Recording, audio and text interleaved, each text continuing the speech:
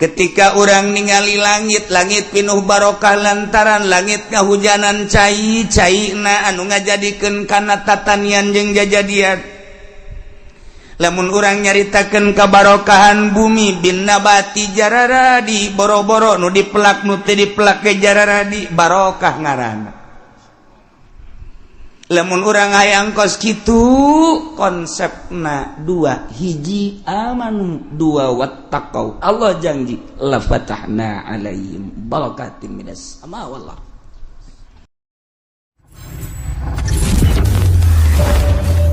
A'udzu billahi minasy syaithanir rajim.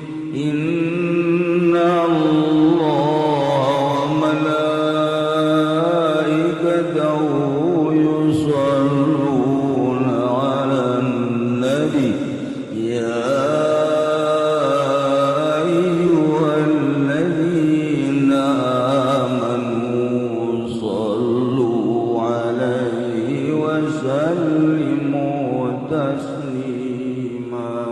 lamun iman ka Allah ngajaga iman ngajauhan permaksiatan ngajauhan perkefuran Allah janji la fatahna alaihim barakatim minas samai wal ardh niscaya kaula nu agung bakal ngalimpah ruahkeun ka nagara tersebut teh kabarokahan ti langit jeung ti bumi. Konsepna dua, hiji amanu, dua wattaqau, bakal limpah ruah.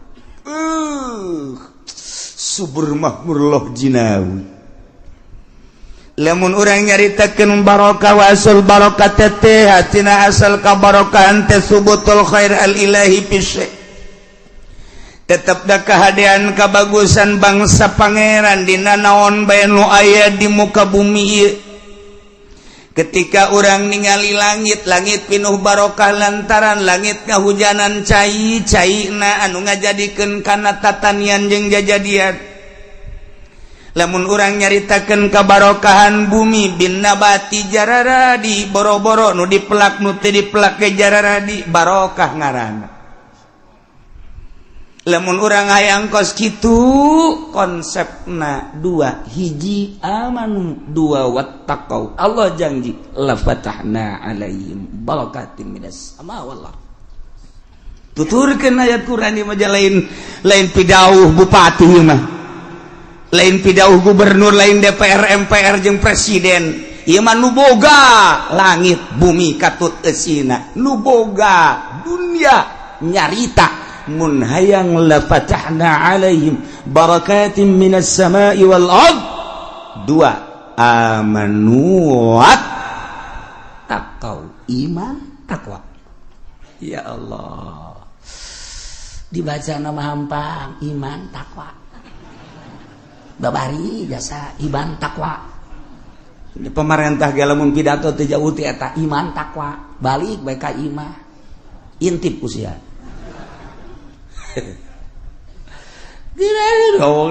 Amanu wattaqau. Ya Allah ya Rabb, Masya Allah. Kuari kaayaan di negara orang teh seperti kieu. Lamun urang tangga kaluhur langit-langit teu pernah nurunkeun hujan aya ge hujan ulah disangka hujan-hujan anu bagus. Lantaran ketika hujan teh dibarengan ku kilat jeung guludug perlu ditanyakeun. Aya konsepna hujan mah diawali ku angin heula. Lamun hujan anu asli mah diawali ku angin hiliwir kolot baheula mah nyaho beuh ieu teh angin barat, kolot baheula mah nyaho ieu teh angin timur nyahoan. Dina angin eta lah lain sambarangan angin orenganan Allah. Keur metakeun di luhur mega sing ada lain mega konde. Mega keur didorong ku angin ku Gusti Allah tadi ka manakeun ieu teh mega sesuai jeung perintah Allah. Malaikat anu mamawa angin, malaikat anu nuduhkeun ka mana angin kudu cicing, ieulah angin. Hujan teh kitu heula. sanggesta kos kitu tengke aya poek didinya teh aya guludug panjang mun nyaritakeun mapatali jeung ilmu palak astronomi keun mah heula didinya ke aya guludug nah bakal aya kilat ngenyai nyai ieu karak hujan mantep ieu mah teu puguh teu karu aya hujan ditanya aya hujan ngeribis teu jauheun teh budak di mamang aya hujan aya gede cenah aya guludugan teu nyahoeun teh mah budak teu nyahoeun wal bejakeun wae ja teu nyahoeun odol-odolan di negara nyeun hujan sia emang kumaha gitu ye ulah panas teuing we semprot aku hujan tembak sekali nembak sabaraha juta teh je anda kula menanyakan hujan aya guludugan kiai ya sia rasakan musuh atuh kos kitu pada dasarna hujan teh kos kitu sebab segala rupa ge kapan aya sabab-sababna urang lamun nyaritakeun tentang seuneu moal ujug-ujug kaluar seuneu padahal garetan aya korek api aya tetep kudu dicekreskeun ces di deuleuh di jerona aya sabab urang deuk kala wudu cai aya di luhur tengna aya kerana aya teu diputerkeun moal kaluar cai sia kudu diputerkeun teh aya sebab heula kitu ge hujan lamun eta urang nu nyababanana hujan ge sarua panjang orang menyaritakeun tina ilmu astronomi perpalakan aya tama kos kitu poe naon nu ngageugeuh poe eta malaikat saha kemudian atuh hujan di bulan eta bakal aya apa henteu urang teh geus teu kudu hese-hese bisa melalui palak bisa melalui urang bebeja ka malaikat nu ngageugeuh dina taun eta pan sataun-sataun taun ieu malaikatna bulanna unggal bulanna geus dipetakeun ti Januari ieu malaikatna Februari ieu malaikatna Maret ieu terus ka ditu engke per mingguna aya per harina aya atuh sarua jeung negara urang wau jeung malaikat eta tanya malaikat naon sia tuh tanya ka ieu wow henteu naon henteu emang bisa tuh nabi mah bisa wali ge bisa datang ka mana tahapanana emang kumaha kieu urang teh baheula roh teh can make baju ngaranna aya di alam lahut ketika eta roh diturunkeun ka alam jabarut kudu dipakean alam jabarut ketika di alam jabarut dek diturunkeun ka alam malakut alam malaikat kudu make pakaian alam malakut ketika ieu di alam malakut dek diturunkeun ka alam mulki ka alam urang make pakaian alam mulki mah pakaianna jasad ieu teh pakaian roh urang di alam ieu mah roh kudu make ieu ketika naik ke alam malakut teu kudu make nu ieu roh aya pakaianna pakaian malaikat naon cenah teh kiai di jieuna di mana di jieuna di Taylor mana sia mah nyaritakeun Taylor dek mesen burung sia dasar otak ngeres ya mah tuh aya pakaian-pakaianana urang di alam mulki ngaranna ieu alam dunia pakaian roh teh awak urang jasad ngaranna ketika urang deuk naek ka alam malakut teu kudu make nu ieu aya pakaian malaikat naek urang ka alam jabarut tinggalkeun pakaian nu eta kudu ka alam jabarut aya pakaianana urang deuk naek ka alam lahut aya pakaianana mantap Kangjeng Nabi teh dibawa ku Gusti Allah dibawa ku malaikat Jibril ka alamna alam malakut make pakaian alam malakut ketika naik ke alam jabarut malaikat Jibril gigis teu bisaeun nganter cek Kangjeng Nabi Jibril ti handap babarengan jeung maneh nya atuh ka dieu maneh ninggalkeun hampura cek Jibril lain wilayah kula mah tuh ti desa anu ka desa anu eta wilayah kula tah mah desa atuh teu bisaeun malaikat Jibril ge sebab teh mah alamna alam jabarut hanya Kangjeng hampura cek malaikat Jibril kurang mah di dieu pakaian kula mah ieu Kangjeng Nabi di pakaian alam jabarut ninggalkeun malaikat Jibril tak naik masyaallah tidinya mangga sewenunya iwal ti Gusti Allah naik deui ka alam lahut nyangakeun sadaya-daya kos kitulah urusan Kangjeng Nabi. Lamun Kangjeng Nabi ditaekeun ka alam malakut, ditaekeun ka alam jabarut, ditaekeun ka alam lahut, sedengkeun Kangjeng Nabi teh kapan nyarita dina Al-Qur'an pidauh Gusti Allah kan Gusti Allah teh nyaritakeun laqad kana lakum rasulullahi uswatun hasanah. Kangjeng Nabi ta Rasulullahi uswatun hasanah contoh anu bagus. Geus atuh lamun contoh anu bagus Kangjeng Nabi urang mun nyontoh Kangjeng Nabi atuh bisa urang bisa naik ka langit. Lamun urang geus tuturkeun Kangjeng Nabi atuh bisa naik ka alam jabarut. Atuh lamun urang terus tuturkeun Kangjeng Nabi atuh bisa ka ditu naik ka alam laut. Tinggal kumaha carana atuh tuturkeun Kangjeng Nabi. Cuman moal bisa lantaran Kangjeng Nabi enggeus nyarita ti Gusti Allah wa ma utitum minal ilmi illa qalila. Tepati maneh dibere tina ilmu kecuali saeutik anu bisa kadinya mah hanya segerintil teangan coba di Kabupaten Tangerang nu bisa naik ka luhur langit. Teangan coba melalui bupati jeung sekretarisna coba pangnengankeun. Lain naik ka luhur langit mebes ka laut. Modar tuh kan berarti aya sebab lamun leuwih manusia anu kos kitu hancur Jakarta dipimpin ku hancur Indonesia. Untung aya kene jelema nu kos karar itu.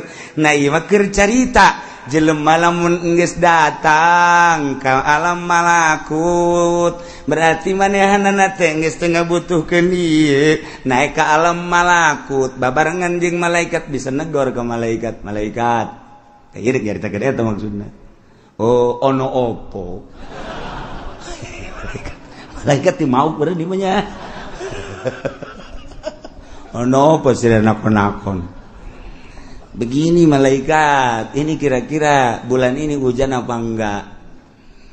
Cak malaikatnya naon urusanan atuh sia. Hujan jeung teu teh urusan pangeran, teu mendek nanya bae. Tapi mah rahasianya, ulah dibejakeun ka jelema moal. Awas ieu mah kan urusan di alam malakut. Lamun sia turun ke alam jabarut, ke alam mulki, nya alam nasut ngaranna urang teh. Ulah beja moal. Tuh geus dibere nya ku malaikat. Tek.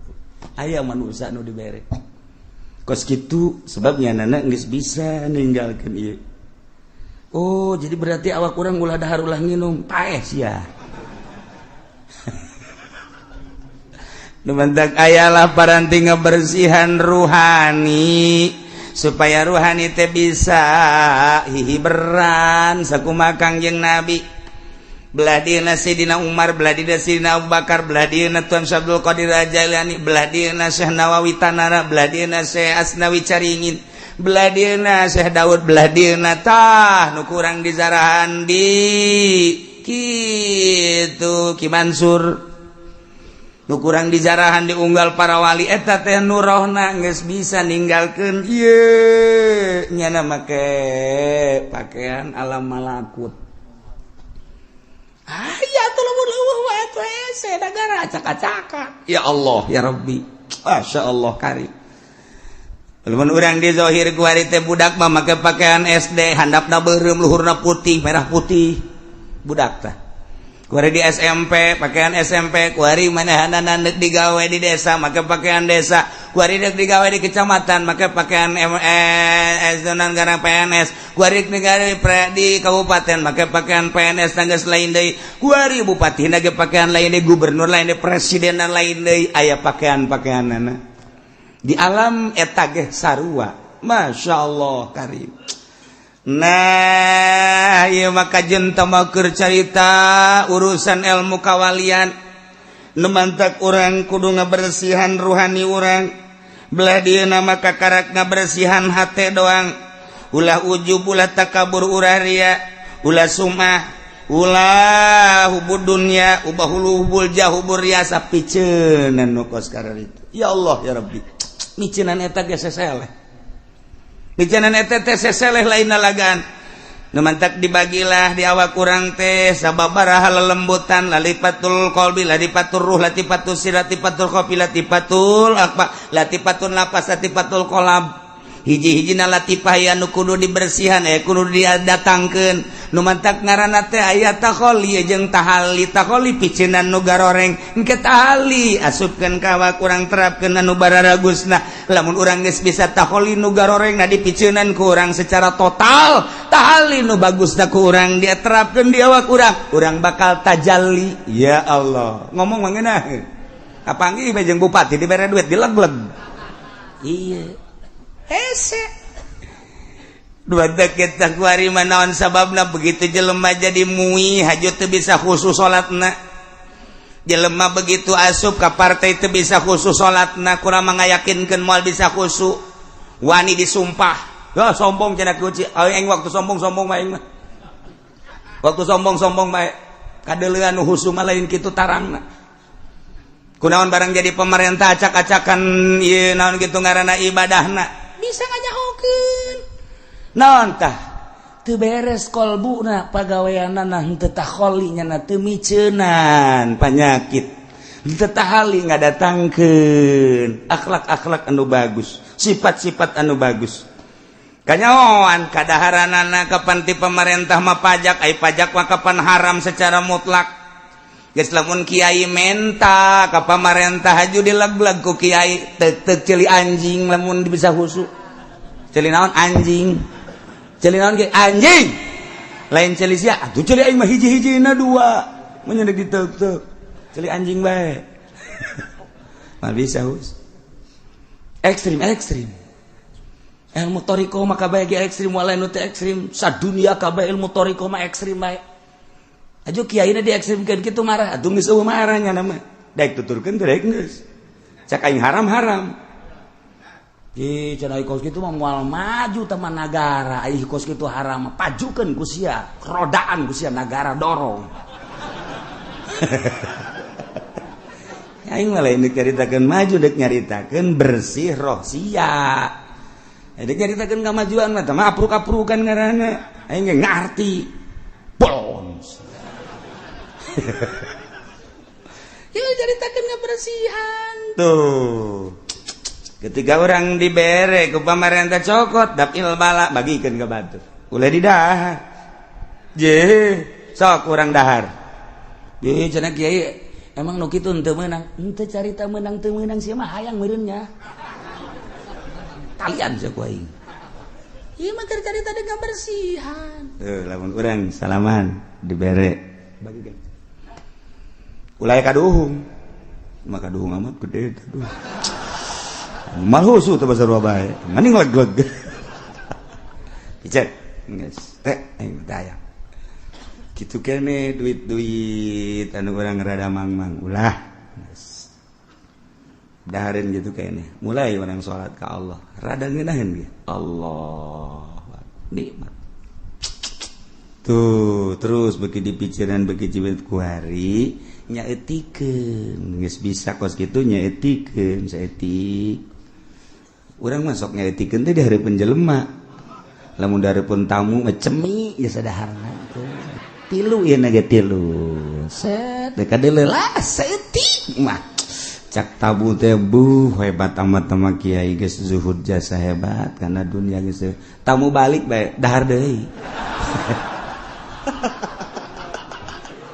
cak pabajikan lah kaji kok dahar deui tadi aing nyebat beran tamu abeh ku pajar tamu pajar tasawuf saeutik jadi loba kuari dong tuh kuari mah boho itu biasa tah eta kan bloon eta kiai geus apa adanya bae gembul biasa malah urang teu gembul ge di hareupeun jelema mah gembul bae batur can nambahnya nambah orang kebiasaan kos kitu bae udah dia nyaritakeun ngabersihan kolbu lain bantrak-bantrakeun hese tapi kudu emang kumaha gitu hayang nyahol lazatna ibadah khususna salat atuh kudu kos kitu kajen kumaha ge puasa bae tapi bukana teu beres moal aya lazat urang puasa bulanan tahunan tapi duit pamarentah dileg-leg bae duit dia dileg-leg bae teuk datang ka khusu bae lain cakula cak Imam Ghazali kula menyambung lidah doang cek Syekh Athaillah nu boga hikam kula mah nyambung doang cak Imam Kusyairi nu boga Kusyairiyah kalau menyambung doang sekadar nyampaikeun doang nang macaan ai kiai nang geus ulah nanyakeun aing ja sia mah sia bae aing mah aing ih engke beda urang lamun oh heuh nya surtil ngaranna filter beda dengan sendirina mentak cek dina hikam ulah nyaritakeun nyieun kolong nyieun bae bale kolong bakal aya sorangan ulah ngahaja nyieun kolong ai bale teh diberesan atuh mah aya kolong-kolong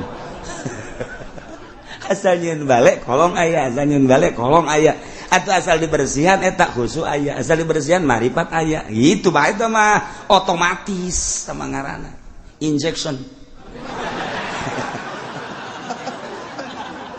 saya yang serikeun aing ya Allah ya Karim nah ieu mah keur carita bersihan gerage sebab di awak urang aya roh di jero qalbu aya sir di jero qalbu urang aya sir di jero awak urang aya ruhna qalbu sir ruhna awak urang ruh jadi berarti aya 4 dimensi di awak urang dimensi zahir awak urang dimensi batin roh dimensi jero qalbu dimensi jerona adalah sir aya nu datang ka awak doang pikih ngaranna aya nu datang ka qalbu mulai tasawuf tatasawupan gene aya datang ka sir aya datang ka ruh ibadat mentak ditata geus datang ka mana urang ibadah kadeulean bakalna sebab ibadah zahir mah kos kitu ke lamun naik ibadahna geus datang ka qalbu kos kitu aya cirina ke lamun naik di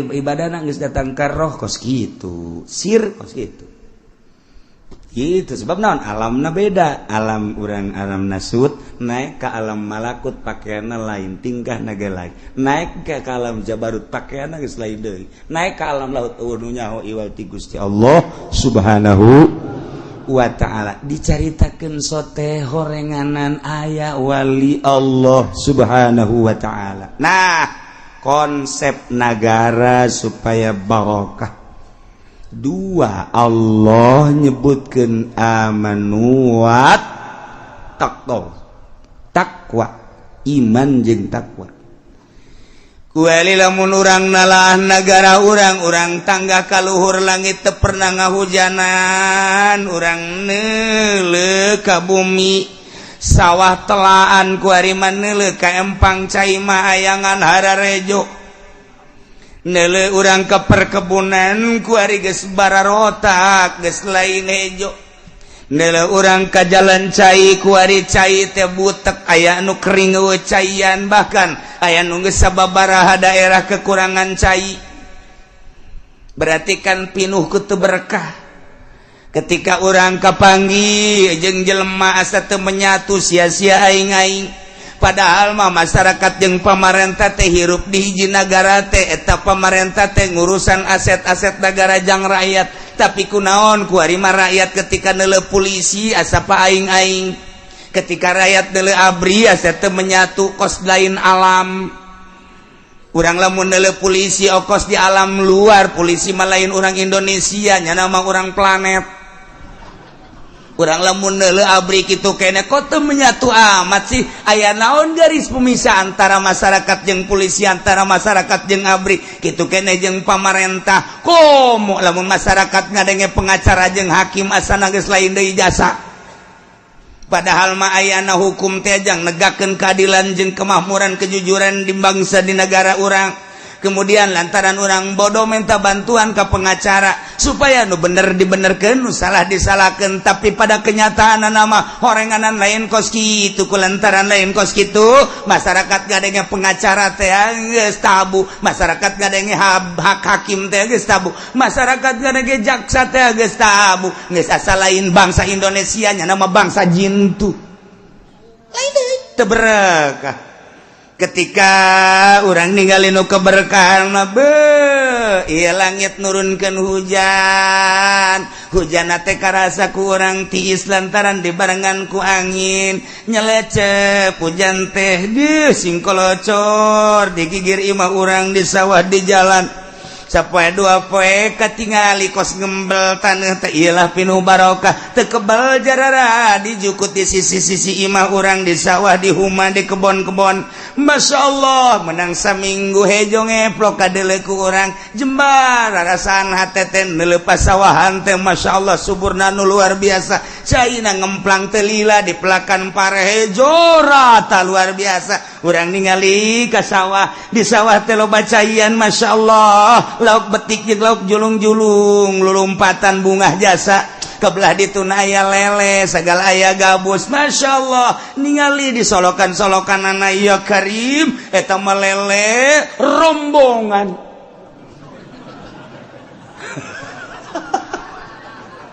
pika-pitaeun budak agon tidinya rencana budak di sawah itu teh jalauk betik jeung betok sakitu lobana kabeneran sawah teh belah dituna mah teh dipelakan lantaran jero yu urang tahu coba bebejakan nu boga sawahna mang ja ieu mah teu kapelakan kukula dek ditaunya henteu nanaon atuh ke bagi dua jeung mamang masalah geus mang ditau ya Allah keplok masya Allah eta lauk datangna ti mana araraya nu betik nu betok julung-julung balik ka imah subur ngaranna pinu barokah ya Allah ya Rabbi mancing caritana ceuk asal diturunkeun pancing dabut asal turunkeun pancing ayaan beuh eupan hiji menang 5 ieu mah eupan 20 teu menang hiji acan teu berkah teh ngaranna kos kitu teh loba teuing eupan batan meunang emang eupan hiji masya Allah kolot baheula ditahan ku urang sing ades ya eupanna kade belah make ulah make curug eta teh ulah make peso eupanna teh kudu dipotong kuduna make awi hayang meunang mah sia tuturkeun kolot baheula ulah make curug ulah make peso make awi tet aya parantina sok gara ciduhan heula memehna eta pancing teh tuh sok asupkeun beus geus diasupkeun ciduhan teh teu bae kadeuh memeh dikahandapkeun lauk geus kieu bae berkah teh ngaranna ieu mah mancing sakadaek-daek diasupkeun pancing kieu ti isuk datang ka asar teu meunang hiji-hiji acan pas dek balik meunang alhamdulillah lele hiji bunga ngolosot deui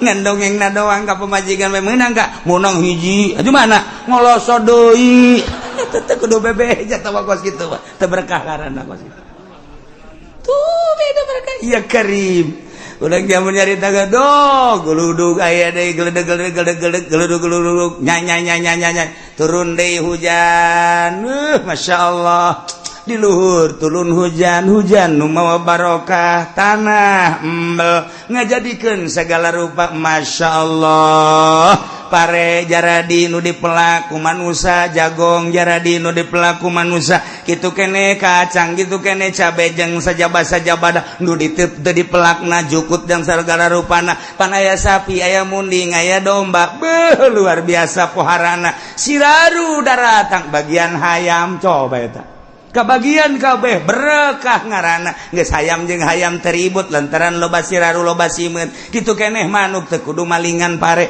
lantaran simut ngararapung manuk cukup ngadaharan simeut doang ge simeut boga dahareun loba ambalaya hayam kitu keneh geus puguh munding sapi jeung ka kebon munding wah lain lalagaan eta bajukut geus teu kadahar ku hewan-hewan pare ge kitu keneh jagong cabe berkah ngaranna itulah keberkahan ayang berkah kos kitu konsepna naon kiai ulah nuturkeun pamarentah konsepna nuturkeun Al-Qur'anul Karim mana ieu walau anna ahlal qura amanu wattaqau lafatahna 'alaihim barakatim minas samai wal ard kararitun teh si manusia nyaho teh si nyaho kitu teh lolobana kumaha walakin kadzabur rusul fa akhadnahum bima kanu yaksibun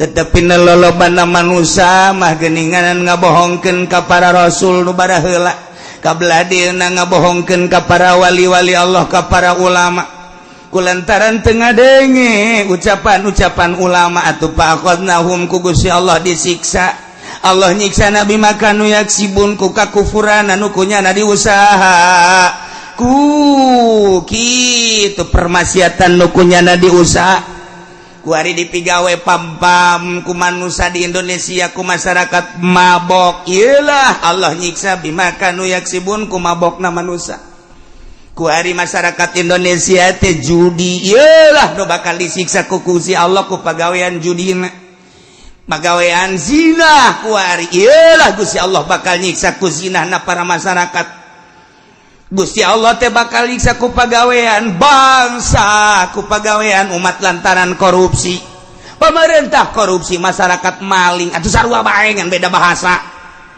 iya Allah bakal nyiksa ulah kaget lamun ku ari teu diberkah ke negara Indonesia nu sakieu suburna tetangkalan rareueuh ku ari mah beuh pare-pare geus teu panen sakarawang sasubang Bandung Indonesia Tangerang mah geus puguh pertanian ieu tapi kapan aya sabaraha kontrakan ku ari anu ditutup we nu ngontrak teu berkah kan ngaranna teu berkah ku ari anu boga 50 kontrakan ku ari aya anu 10 doang anu ngeusi 40 eueuh barang ditanyakeun lantaran pabrikna gulung tikar balik teu berkah aya deui pengontrakan nu belah ditu eusi namangan unggal kontrakan loba nu maling bae pindah nya ka kontrakan lain teu berkah sarua bae ieu geus teu berkah ya bakuari ya Allah ya Rabbi nah urang lamun neuleuh di Indonesia lamun urang ningali ka India kamari kapanasan 4.000 nu pararaeh sabada kapanasan ku ari dihujanan ku Gusti Allah geus 2.500 nu paeh mejeunana Pakistan kamari 2.500 keur panas mah ku ari dihujanan ku Gusti Allah 1.000 nu paeh hitung ku sia teu kudu make kalkulator sabaraha ribu Kashmir deui geus aya hampir 1.000 nu paeh dah pararaeh padahal malamun ku urang dihitung eta teh derajatna kakarake 49 derajat can 50 Saudi Arabia mah geus mencapai 50 tapi henteu naon teu siksa mah geus kitu aya naon eta di India nu nyaho iwal ti jelema nu nyaho aduh heses yang masih ngomong aya seorang dai waliullah dakwah di India kemudian pada bulan Rajab kemari ieu jelema tersebut diculik dibawa ke Amerika dibunuh hiji waliullah nomor kedua ya jelema dakwah di India sarua bae istimewa dakwahna eta teh kira-kira umur 45 tahun wah jelema loba jasa nu arasub Islam culik deui ku Amerika dibunuh deui di Pakistan hiji golota mah kemudian nyada dakwah lain lalagaan hebatna eta jelema dakwah teu perlu kuguna dicaritakeun ngaranna kemudian tangkap di Pakistan dibunuh keneh di Pakistan terakhir di Kashmir eta ge sarua bae dibunuh kula geus boga piling ngan aidek ngomong besi lu besi nyanyahoanan sakula di bulan Rawah teh asana India disiksa kajen ku kumaha sebab nu dua eta wali Allah nu di Pakistan wali Allah asana kajen ku kumaha kena siksa ngan teu ngomong we kula Masya Allah terjadilah sabaraha ribu datang ka kuari panas paeh loba cai paeh kana bae ulah saudara ieu dicaritakeun sote lainna naon sing hade atuh di negara urang ulah terjadi seperti kitu yuk urang tingkatkeun sifat kebangsaan urang sifat kitu kepatriotan urang keagamaan urang ngahiji sakumaha baheula ulah aya gap ulah aya jurang pemisah antara urang jeung pemerintah antara urang sesama urang ieu mah urang salap itu modern kok aya beda nu modern ka salap sinis bae orang salap atau pernah sinis kanyana eta menyaritakeun tentang kebobrokan modern atuh lain sinis ngaranna ngajelaskeun nya teu pernah sinis tapi kunaon nyana embung kapanggih ieu nu bakal jadi siksa kitu keneh jeung pamarentah jalain keheul nu jadi pamarentah ge kadang dulur urang kadang tetangga urang kadang kawawu urang ketika dicaritakeun kabobrokanana pajar aya ge lain karena sehat sing hade sia ulah kitu atuh ieu negara urang ieu teh lain nu maneh ulah mentang-mentang kerja di pemerintah bupati gubernur presiden asa nu aing nu urang kabehan wajar lamun urang negor kade ulah sok kamalinaan teuing da leluhur urang inget leluhur urang baheula ieu teh hasil merdeka teh nang kolot urang baheula. Nah nyatukeun ku urang ieu akibat daripada pasalia Muhammadiyah ka dieu lempangna, NU ka dieu lempangna, Golkar ka ditu lempangna, P3 ka dieu lempangna, PKB ka dieu. Kapan cenah jang bangsa kok beda-beda sih? Nah iyalah nu kudu ku urang diperhatikeun, diamati supaya urang ngahiji aya butuh mah partai pek bae. Ketika teu butuh deuk kudu dikumahakeun deui. Nah lamun urang amanu wattaqau Allah janji la fatahna alaihim barakatim minas sama. Duh lamun geus dibere barokah kan ngeunaheun. Urang hujan turun ngeunaheun tanah jadi tatanen gitu keneh hasil tanina kemudian kurang didahar ngeunah di daharna jadi cai mani disalurkeun ka pamajikan urang cara nyalurkeunana make aturan Islam maca doa heula urang Allahumma jannibis syaiton wa jannibna syaitana ma razaqtana mun teu nyahoeun mah pamajikan nanya mah ngadoa heula emang nanaonan ih sia mah kumaha sih engkos duduk ngariung bae jagana. Mata ku ka pamajikan aku kudu ngaji. Mun teu ngaji pada ngariung urang. Udah kan salurkeun ka pamajikan urang zeuk. Ketika urang deuk kaluar cai mani aya babacaanana di jero hate bae lantaran ayat supaya naon anakna supaya nyaho kana agama. Ya Allah aya aturan-aturanana. Engke disalurkeun ayalah terkandung di jero beuteung ibu keluar masyaallah gunting rambut di marhabaan deut ka belah dieuna aya HP malekeun kunaon eta lantaran tatadina dibacaan di doa aya TV bungeun nya mah ngan heuleuh doang paling ya. Iya mah lu mantak anak kurang gede can sakola geus sayang meuli HP kemudian dibelikeun jamarah bae main internetnya na di HP ge wih luar biasa kabelah dieuna bisa muka sorangan tek nu susu teh nu ping-ping teh budak leutik eta teh kos kitu geus teu bisa ditahan ku kolotna kolotna mandi kunya ana dipoto tolong teh coba belon teh anak nu kos kitu coba ulah ngabelaonkeun ka anak baheulana teu ngadoa geus kulantaran teu ngadoa atuh anak setan pan setan teh bebeja ka gangjengna ka Gusti Allah Gusti ari abdi teh bagian pamajikan abdi di mana atuh Gusti teh dijawab ku Gusti Allah setan unjukkan ka Gusti Allah Gusti ai pamajikan abdi di mana 3 kali kakarak cek Gusti Allah barengan jelema anu jima jeung pamajikanna teu maca bismillah heula teu ngadoa ka aing. Mentek ketika aya lalaki teu maca doa heula teu maca bismillah heula eta teh horenganan bareng jeung setan ketika keluar anak setan. Geus ku ari nu mantakna aya nu nonton TV bae atuh pantes lantaran anak jurig. Geus sia nu kumaha lah cenah kiai ulah kaget jakulana ge juri kiai ai kitu onam komplotan juri kabeh burung laila konsepna walau anna ahlal qura amanu wattaqau dibulak-balik supaya urang teh ieu bisa ningkatkeun iman urang bisa ningkatkeun takwa urang ka Gusti Allah Abeku Gusti Allah diturunan janji Allah la fatahna alaihim barakatim minas samai wal ard. Geus teu kudu istisqa asal amanu wattaqau Allah pasti nurunkeun la fatahna alaihim. Isin wari istisqa urang ngajak saha? Deuk ngajak saha istisqa? Deuk ngajak saha? Pad istisqa mah instruksi ti pemerintah.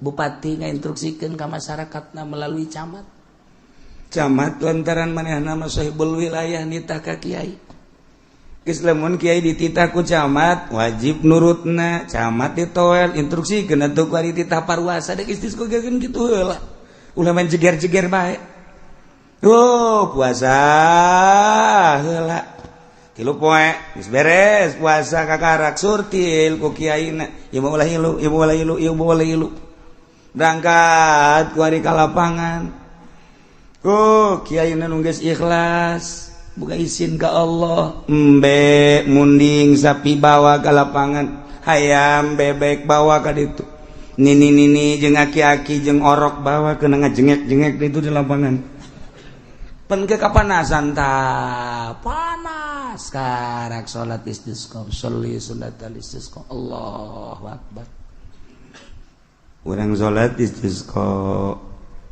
kebo eta kan ngomong panas sia teh teu ngarti sih ngomong kumaha meureun sapi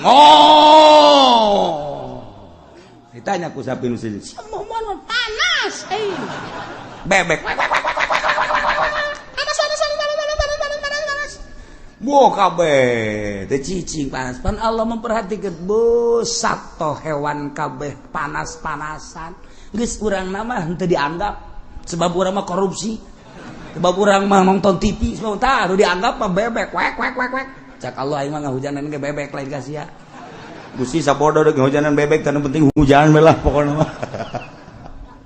Isi nu regari deuk isis go embung. Sahabaturna isis go. Sahabaturna jatuh meminta ke Allah supaya hujan kudu nu beres atuh Kangjeng Nabi mah keur maca khutbah. Alhamdulillah. Shalatu wassalamu ala Rasulillah. Aya sahabat, Tuhan, ulah khutbah bae kunaon? Panas kami minta hujan. Langsung ngadoa Kangjeng Nabi hari tak keneh hujan. Kangjeng Nabi tak oh bunga luar biasa datang kan teu bisa balik. Di masjid hujan terus gebrek bae. Kangjeng Nabi mapan di masjid ibu Kangjeng Nabi balik bari Kangjeng Nabi teu bisa hujan. Teu bisa keraat ke hujan di keraat balik nyanda ka ieu saminggu hujan bae. Saminggu turun hujan. Wow, datang ka aya imah-imah nu ka bawah. Imam-imam panggung-panggung maka bawa segala pagar-pagar ke bawah nyana Jumat deui jeung Kangjeng Nabi. Begitu Kangjeng Nabi baca khutbah ngacung deui. Aya naon deui sia cek Kangjeng Nabi. Kamari ngomong. Ulah kieu atuh hujan ge Gusti. Kunaon emang atuh ambalah aya cak jalan teu kada jalan banjir. Kangjeng Nabi langsung ngadoa deui ret turun hujan turun tuh model kos kitu Kangjeng Nabi. Masya Allah. Nah iya wani urang ge lamun nuturkeun jelema nu ikhlas mah aya nuturkeun nu teu ikhlas. Aya teh ge nutas naon ngaranna istisqa di nelayan. Di hareupeun nelayan. Di haharuan ku kiai. Sama istisqa sih di nelayan. Itu ibadah ya urang mah pokona mah di mana tadi mana? Belum teh coba ngajawab. Kalau dimaksud nah yang hujan itu urusan hujan urang pangeran urang mah penting mah istisqa baik itu ganjaran. Pan teu datang ka maksud dong mah datang ge kan ibadah doang istisqa dilaksanakeun tahajud henteu. Intip urang barang penting hees bae cak sia ibadah bego. Hah, ai kamari sia. Ngomong tahajud sia tuh coba hayo. Tahajud mah nu ngalem jeung urang mere duit tuh kan. Tembung aing menuturkeun usara itu, Mbok. Menuk ikhlas tu andieu karak daek atuh kiai bae uai ge embung. Ieu bae konsepna laksanakeun amanu wat taqau. Lamun hayang subur turun hujan ge urang kabehan di imah masing-masing tingkatkeun iman urang, tingkatkeun takwa urang, lobakeun tadarruk ka Gusti Allah, taubat ka Gusti Allah, penta masing-masing. Gusti abdi butuh cai sok penda sakali dua kali ai istisqa teu bisa mamaning ngadoa bae ngan ieu amanu wattaqau bisa ku urang dipake tawasul ahli-ahli Allah sakumaha Sayyidina Umar tawasul sakumaha Sayyidina Ali tawasul ketika hayang turun hujan teh urang ge nyaritakeun ieu bae Gusti teh janji cek Gusti dina ayat Gusti teh walau anna ahlal qura amanu wattaqau lamun ahli nagara arariman jeung tararakwa cak Gusti la fatahna alaihim barakatim minas sama'i wal ardi langit bakal nurunkeun hujan bumi bakal ngajadikeun jajadian tina sabagian hamba Gusti teh abdi Gusti abdi teh hayang ningkatkeun iman abdi takwa abdi sakieu mah jararasaan abdi geus tingkat jasa sia cak Gusti Allah ningkat aja cak aing mah henteu mal ka dihujanan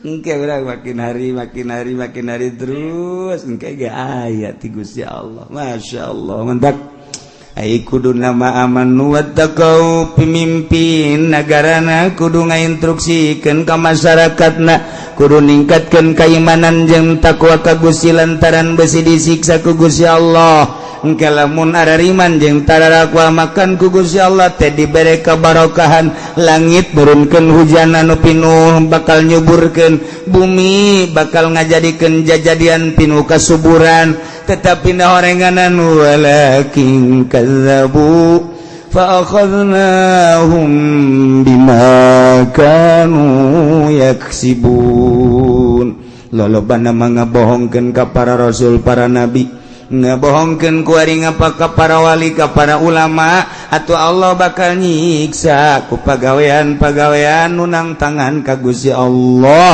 naudzubillah min zalik yuk masing-masing di imah masing-masing geus ulah waka ngajakan batur sorangan beh heula jadidu imanakum bila ilaha illallah lobakeun maca la ilaha illallah lobakeun maca sholawat ka Kangjeng Nabi kablah dieuna terus tingkatkeun katakwaan urang ka Gusti Allah mata orang takwakeun ka Gusti Allah ulah didelekeun kana paharaman-paharaman ceuli kitu keneh irung sungut kitu keneh tujukeun ka Gusti Allah kadanan para wali mah geus ninggalkeun alam ieu naek ka alam malakut pakaianna geus pake pakaian malakut dementak lamun malaikat meneuleuh ka roh neuleuh ka roh nu aya di kuburan malaikat atuh urang lamun geus aya di alam eta bakal neuleuh ka roh sakumaha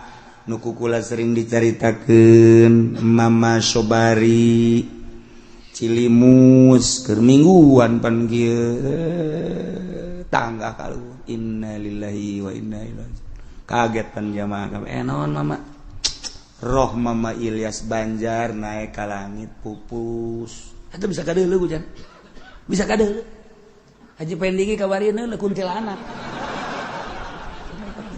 Meureun sabangsa manan kitu ge nya. Teh tak bisa deuleuh roh lain sabaragan. Berarti kan hamba Allah aya nu bisa. Contoh Mama Sobari. Mama Sobari teh murid Mama Khalil Bangkalan. Ai Mama Khalil Bangkalan murid Syekh Nawawi Tanara. Ai Mutanam Syekh Nawawi Tanara murid Ki Hamid Khatib Asambasi.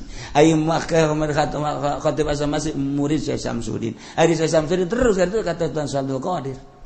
Jeh, nu mantak bararsi batur mah tuh bisa kadeuleuh. Geus, ieu mah keur carita mun geus aya di alam malakut ninggalkeun alam ieu bakal kapanggih urang jeung roh bisa ngobrol. Urang mun zarah ngobrol.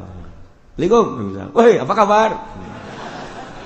Baik-baik saja caknya nanti. Oh iya. Bagaimana di sana itu bagaimana keadaannya? Wah, gersang sekarang. Iya, ngobrol orang dirinya. Emang ngobrol lah gitu-gitu tuh lain. Kayak siapa datang ke kuburan gitu hayang pajar hebat. Takol habak. Itu kudu ngomong kos gitu di roh mah roh jeung roh ngaranna ge lain mah kayak ieu ngobrolna. Urang ngadang urang ngadinya tek we. Oh, geus bae urang mah cicing. Troh ngobrol juga. Tak besi aya di kuburan nu ngahaneng. Eta okos naon eta? Geus ulah diberjakeun lah pokona mah. Eta jara keur ngobrol. Tah, engke ge haju aya engke ge sejarah aya. Saya tadi ngahaneng kana beuh, masyaallah. Kunaon? Aing kapanggih jeung Uyut. Uyut. Heuh. Lain jeung malaikat lain, aing jeung Uyut cakna teh. Terus mah dasar dukun berenang nyaho aing dukun nyaho lain jakna teh pokon Uyut bae. Aya kapanggih jeung Uyut urang. Tah jeung malaikat mah kos kitu, mantek-tek bae. Kalem geus mah teu kudu bebeja teu meunang bebeja itu teh masing-masing rahasia pribadi. Duh, kos kitulah lain make ieu. Lamun make ieu mah ngaranna alam nu ieu, alam itu mah alam malakut teu kudu. Sebab urang kaambe ku malaikat seungit, urang maca sholawat kaambe, urang maca Quran kaambe ku malaikat. Urang mah kadenge ku ceuli ieu, ku malaikat mah di luhur langit kadenge. Urang zikir tengah peuting malaikat nonton di luhur langit. urang tahajud tengah peting malaikat nonton nyaun malaikat mual kaliru komo Gusti Allah. Masya Allah mentak disebutlah ku malaikat ketika aya jelema hudang peting zikir tahajud azim. Indal malaikat di alam malakut pada bebeja. Oi, si anu deuleu ge kepeting deuleu ditonton ku mana. Ijah. Malaikat kabeh di alam malakut teh ngahebat-hebat ngagung-agung. Henteu kudu ku urang dinaon kitu ngaran diberitakeun di media teu kudu. Henteu kudu. Waduh di orbit teu kudu. Cak malaikat coba tatanggana deuleu, coba tatangga. Di nonton TV cak kana. Waduh, keur nonton bola. Malaikat yang ngobrol, pan kiai sih nonton bolanya. Malaikat apa ngobrol. Malaikat, tama kiaina sih, kiai kos gitu tamanya. Urang turunan galedeg yuk. Malaikat, perintah ti Gusti Allah. Ieu keur carita, jauh kitu jangan teh sebenarnya mah.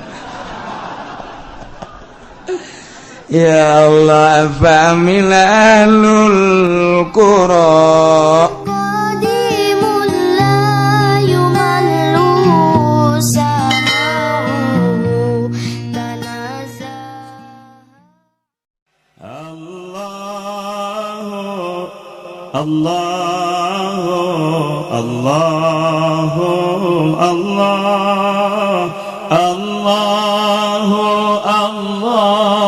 La ilaha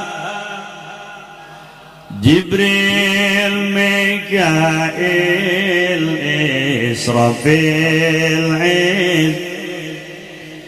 Munkar wa Nakir Rakib Atid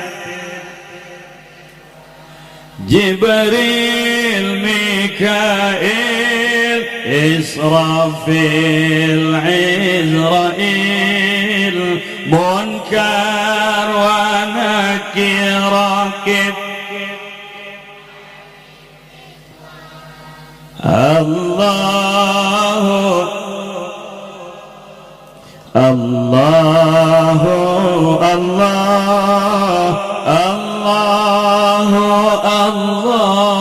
la ilaha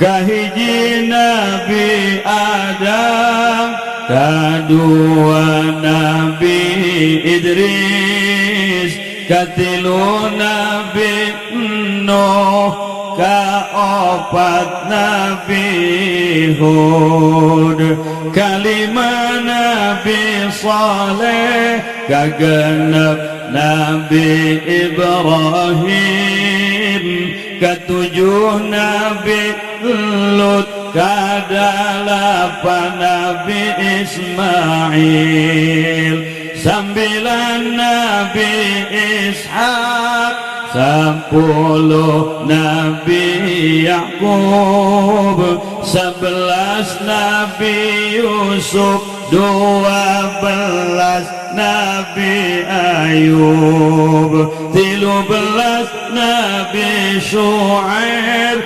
14 Nabi Harun 15 Nabi Musa 16 Nabi Ilyasa 17 Nabi Dzulkifli 18 Nabi Daud 19 Sulaiman 20 Nabi Ilyas 2 hiji Nabi Yunus 22 Nabi Zakaria 20 Nabi Yahya 24 Nabi Isa 25 Nabi Muhammad sallallahu alaihi wasallam moal aya deui Nabi dugi ka poe moal aya deui Nabi dugi ka poe